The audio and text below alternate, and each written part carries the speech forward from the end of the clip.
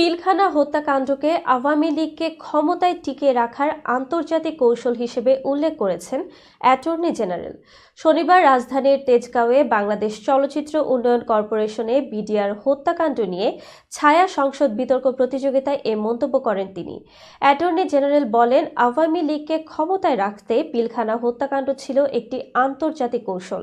এর মাধ্যমে সংবিধান এবং বিভিন্ন প্রতিষ্ঠান ধ্বংস করা হয়েছে, যার ফলে পঞ্চদশ সংশোধনী সম্ভব হয়েছিল। তিনি আরও বলেন, সাবেক সেনাপ্রধান মইনুল আহমেদ পিলখানা হত্যাকাণ্ডের দায় এড়াতে পারেন না, কারণ তার নিষ্ক্রিয়তার কারণে এই হত্যাকাণ্ড ঘটেছিল।